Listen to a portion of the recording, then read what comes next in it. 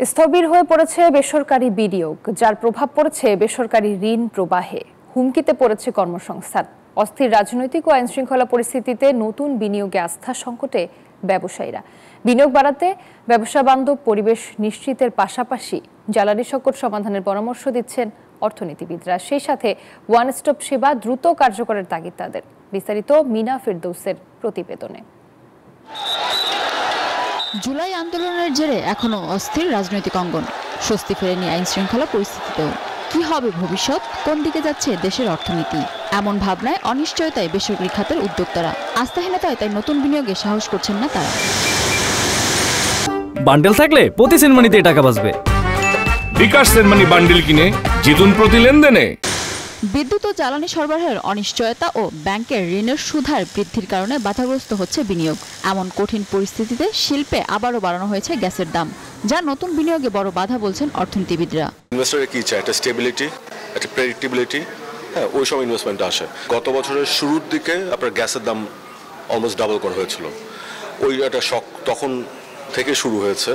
তারপরে আপনার স্যালারি বাড়ানো হলো। তারপরে জুলাই আগস্টের অভ্যুত্থান। স্পেশাল ইকোনমিক জোন করেছি, ভালো কথা, কিন্তু সেখানে তো আমার গ্যাস দিতে হবে, আমার ইলেকট্রিসিটি দিতে হবে, সেখানে আমার এফ্লুয়েন্ট ট্রিটমেন্ট প্ল্যান্ট করতে হবে। এগুলোকে আমাকে সাশ্রয়ীভাবে দিতে হবে, খালি দিলেই হবে না।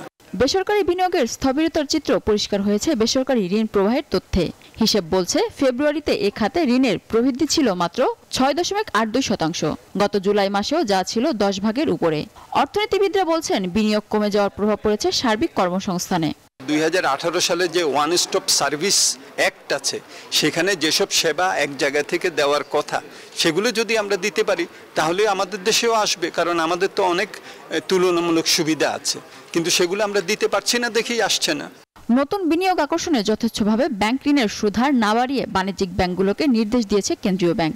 ইন্টারেস্ট রেটকে ডিকটেট করার মতো অবস্থা নেই। কোনো ব্যাংক যদি মুনাফার কথা চিন্তা করে তাদের রেট অফ ইন্টারেস্টকে যথেচ্ছভাবে বৃদ্ধি করতে থাকে, তবে ঋণ গ্রহীতাদেরও কিন্তু বিকল্প রয়েছে।